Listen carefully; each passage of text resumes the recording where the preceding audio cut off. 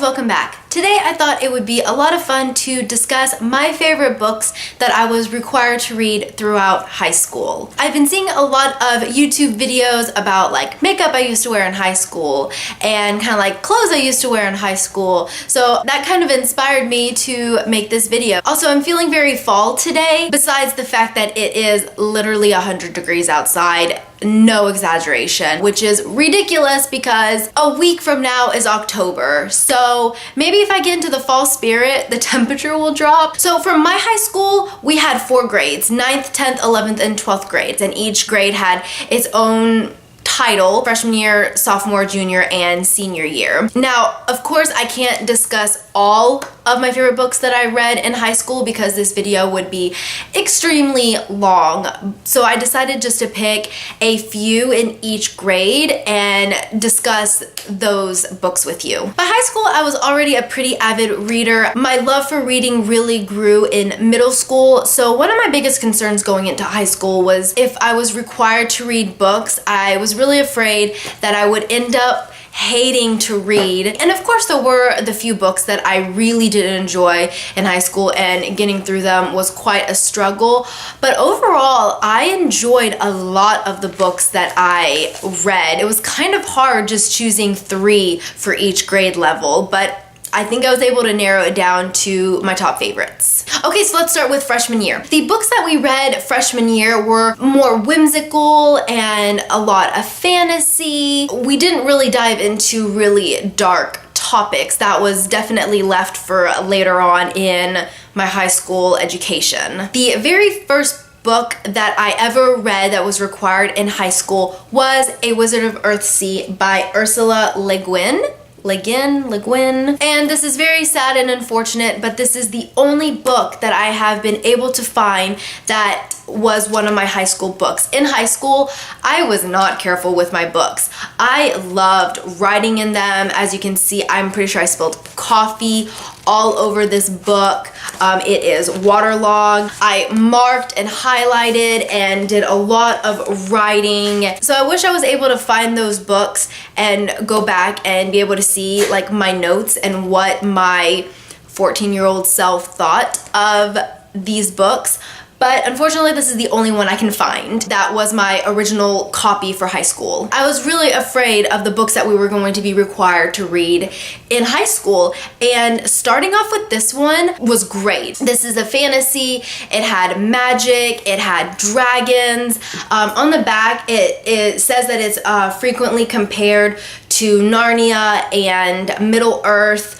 And I agree, it definitely had a similar feel to it. So I was quite happy starting off my reading education for high school with this book. The second book I want to talk to you is actually a play, and this is Romeo and Juliet by William Shakespeare. I was so excited when we read Romeo and Juliet. I already had an idea of what Romeo and Juliet was, just because it's a very famous play, and a lot of kids know, you know, the star-crossed lovers of Romeo and Juliet. I loved this play. Even though it was one of his, you know, tragedies, there was still a lot of lighthearted scenes and funny moments, and not to mention the characters. Romeo and Juliet are pretty young. I think they're like 13, 14 years old, and we're reading this play as 14-year-olds as well, so we're really able to connect with the characters.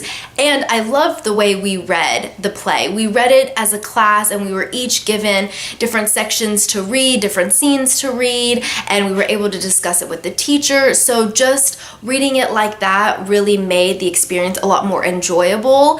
And I think Romeo and Juliet was a really good way to get introduced to William Shakespeare's plays. Personally, for me, I thought Romeo and Juliet was an easier one of his plays to understand. And my third favorite book that I was required to read freshman year was The Odyssey by Homer. Oh my gosh, I loved this book. It definitely took quite a chunk of freshman year. There's a lot that happens, but oh my gosh, it just made me love Greek mythology. And I think that's why I love Percy Jackson so much. My favorite genre is fantasy. So reading the Odyssey was definitely in my realm of the books that I love. Okay, now going into sophomore year, we still stayed kind of in that whimsical fantasy. We didn't really dive into a lot of dark topics. We kind of skimmed a little bit of the surface, and we read a lot of plays. My favorite book that I read my sophomore year, and this is actually my favorite book that I read in high school, and I have reread this book so many times. That is The Once and Future King by T.H. White. Unfortunately, I cannot find my original copy, and it really hurt. This is a book that I'm going to be rereading, and I would love to see what my 15-year-old self saw in The Once and Future King compared to, 10 years later, my 26-year-old self. 11 years later. The Once and Future King was the first book where I had to stop myself from reading ahead. I would go home and I wanted to read it all in one sitting. I fell in love with King Arthur, and this is the first time that I was really introduced to Arthurian literature, and now I love it. I love it. As I said, I had to stop myself from reading it because we were quizzed frequently on these books to make sure that we're keeping up with the daily required readings, and I was so afraid that I would accidentally discuss a scene for an answer that we haven't read yet, so I made myself stop reading, but it was really hard. My second favorite book that we read, once again, is a play, and that was William Shakespeare and Midsummer Night's Dream. I loved this play. Once again, we did read it as a class, which really made the experience even more enjoyable, but this was the first comedy that we read of William Shakespeare, and I loved it. It was fun and amazing. I remember vividly that the drama club was putting on A Midsummer Night's Dream as a play while we were reading it, and our teacher gave us extra credit if we went to go watch the plays. Of course I went. That just made it even more enjoyable. I really loved A Midsummer Night's Dream, and I have read it a few times since my sophomore year in high school. And my third favorite book that was required my sophomore year was To Kill a Mockingbird by Harper Lee. This was the book where we kind of touched a little bit on darker subjects.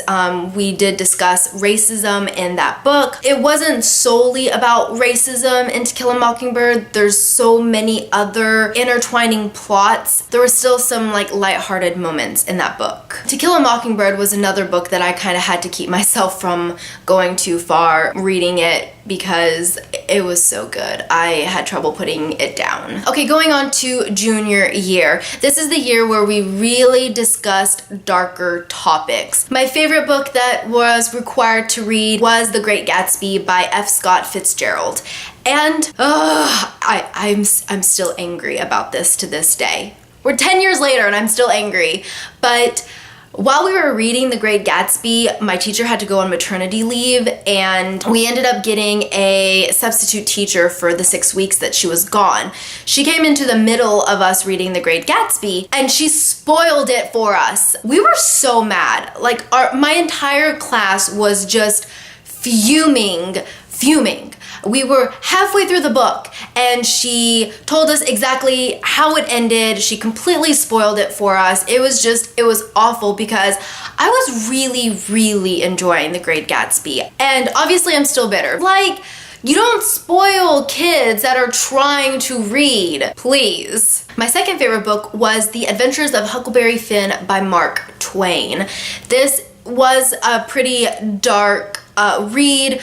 There were bad words in it. The parts that we did read as a class, we substituted the word, you know what I'm talking about, with a different word that was obviously less degrading and less offensive. So that was definitely a darker book that we read, especially dealing with the slavery and racism. But very important. I really enjoyed this book, and actually I was required to read it in college. But I had already read it, so yay for that. And lastly, my favorite book that I read in junior year was Wuthering Heights by Emily Bronte. This book was sad, but it was so good. There were some pretty dark scenes, some pretty creepy scenes, but I still really enjoyed it. And going into senior year, this was by far my favorite year of books that were required for reading. We were given an amazing reading list for senior year, which I really liked because going from junior year, which was a little bit darker, and there were a decent amount of books that we read that I didn't care for, going into senior year, and having this amazing required reading list definitely made my year. Especially by now, reading has just become a part of my life. The 7th Harry Potter book was coming out. I believe it was either Eclipse or Breaking Dawn that was coming out as well my senior year. So there was a lot of big releases. So books were very, very important to me that year. The first book I want to talk about is Fahrenheit 451 by Ray Bradbury.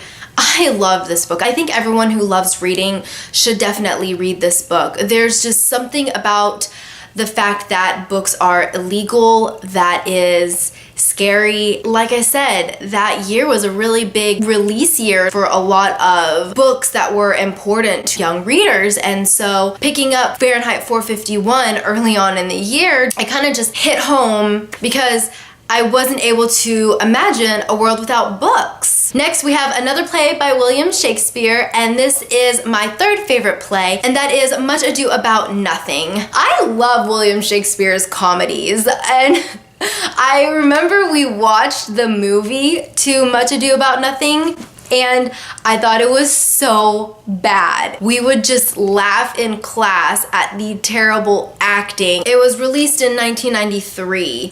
We thought the acting was so bad. I'm really sorry if you loved it, but I mean, a lot of these actors were really young, obviously 1993, so they weren't the best actors just yet. But it just made the play even more fun, and I love that play. William Shakespeare's comedies are really funny. The last book that I was required to read was Pride and Prejudice by Jane Austen. This was the first book of hers that I had ever read. I was quite intimidated by Jane Austen, but oh my god, I became obsessed with Pride and Prejudice. I loved it. Oh, Darcy is one of my fictional crush. I love the sarcasm in Pride and Prejudice. Alright everyone, so that is it for this video. These are my top books that were required reading in high school that I absolutely loved. I hope you enjoyed this video. I wasn't able to put in all of the books that I loved reading in high school, but give this video a thumbs up, comment down below, let me know if you liked it, and if you did, I can do kind of a part 2, or I can even do part 2 of the books that I really didn't enjoy that were required for high school. But I am glad to say I think there were more books that I loved reading than I didn't love reading. Of course, let me know down below some of the books that you loved reading in high school, or you're excited to possibly read in high school. I hope you all have a great evening, and I will see you next time in another video. Bye!